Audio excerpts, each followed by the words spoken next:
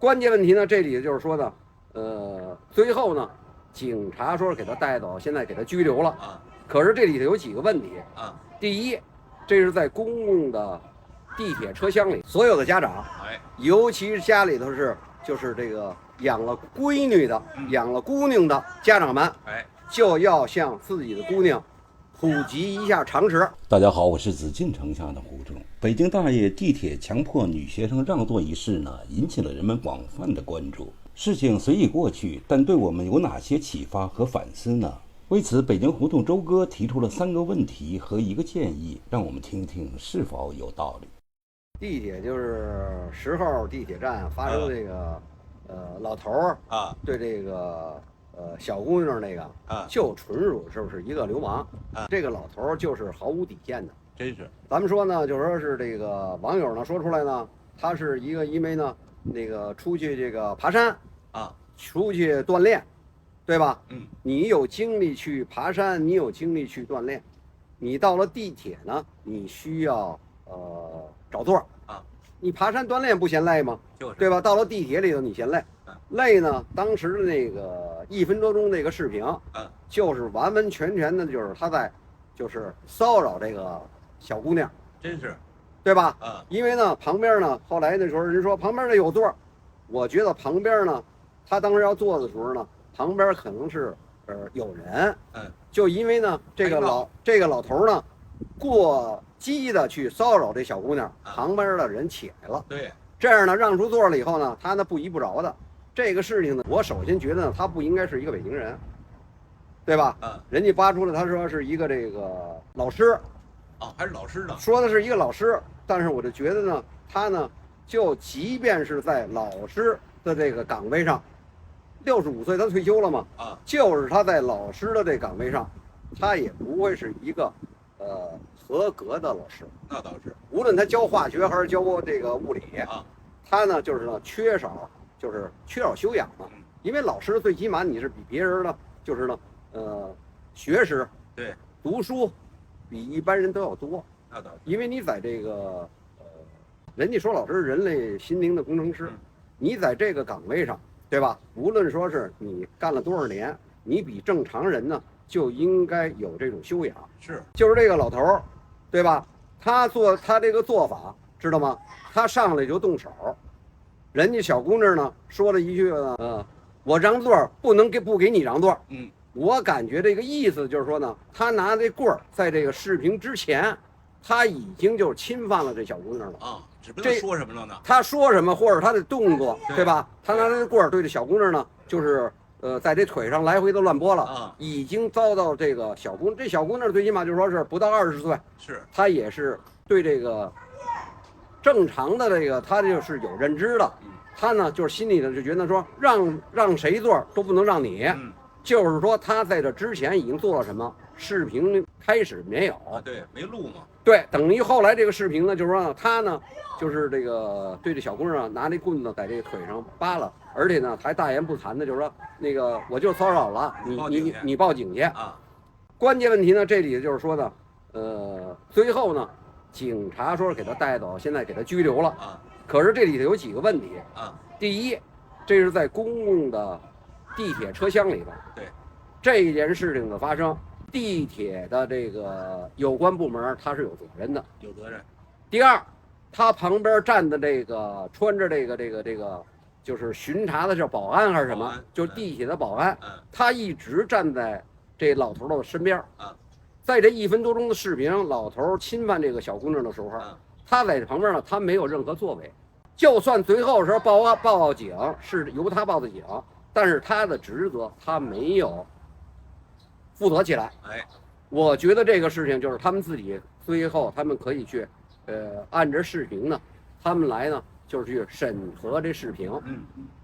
对这个老头呢，我觉得呢，就是公安部门对他说是光是拘留，我觉得这个还是差，因为他对这个年轻的姑娘呢，已经产生了就是心理的给了一种这个负担，对，他骚扰人家了，造成阴影了。他给这个视频呢，给这广大的这个网友呢，都造成了这个压力。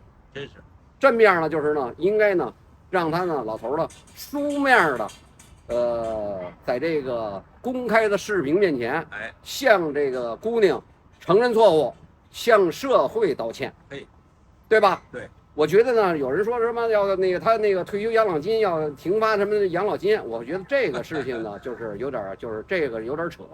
但是呢，必须呢要把这老头呢要给他揍疼。通过这件事，就是呢社会呢就是你出来，这个社会现在缺少底线，你呢不能呢就是为所欲为的，对吧？对，就是社会的和谐的是靠大家，可是你上来以后呢，就是明目张胆的，就是谁给的你的底气啊？你在家了，对你老婆，对你的姑娘，你指指点点，拿棍子在腿上随便扒拉，这没问题，对吧？因为那是你自己的家庭，但是到社会上你这么做不行，所以说呢，让看了这段视频的呢，所有的家长，尤其是家里头就是这个养了闺女的、养了姑娘的家长们，向自己的孩子们普及一下常识。遇上这样的坏蛋遇上这样的糟老头子你就直接上场就去扇他嘴巴，你就直接抬腿就把他当里踢，对吧？因为呢，在这公共场合呢，你告诉你的姑娘，这个公共场合呢，无论是公交、地铁，它都有视频的，都有。只要他的言语或者他的肢体侵犯了你，你就可以直接的去扇他嘴巴，对吧？这就是有视频的存在呢，你这个就是应该是算自卫。你这个呢，就是应该呢，就是不是说是这个违法，这就是正当防卫。我觉得那小姑娘很理智了，头脑很清醒的，上来扇他一个嘴巴，就是一脚把他当里踢，给这老头踢在那儿了。我觉得社会舆论会向着你的，还真是，对吧？就是给大家提个醒儿，教育自己的孩子，在这个社会上遇到这个极端的、极少的这种恶劣，不要害怕，就是要大胆的出手，向他们反击。就是另外这个地铁，就是向这个地铁公交部门建议一下他们呢找的这些这个所谓的保安实际上在乘客之间无论发生什么问题，就是语言上的这种冲突，就好比这个10号线的这个老头侵犯这个小姑娘，也算极端的了吧？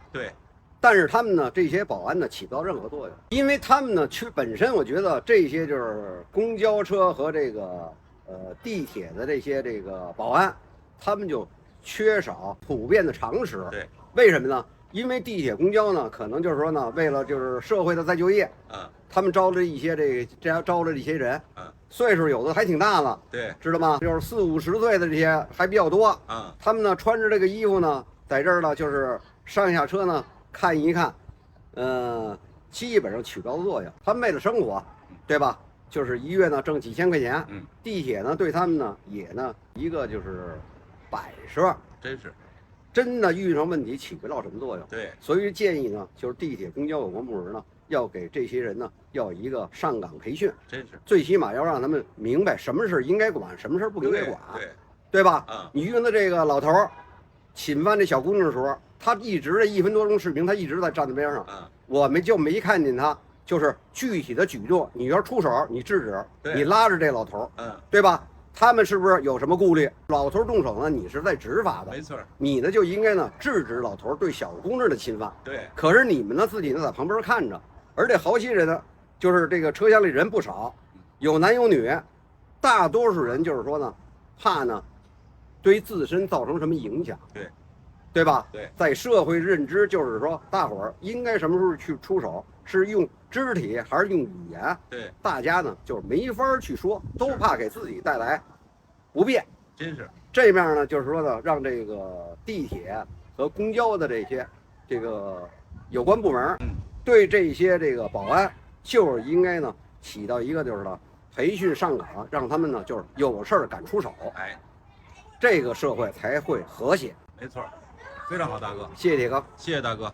其实有些问题暴露出来是好事，但我们应该有效的解决和防范。我觉得周大哥有效的指出问题所在，非常好。好了，今天就到这里，对此您怎么看？欢迎大家留言评论。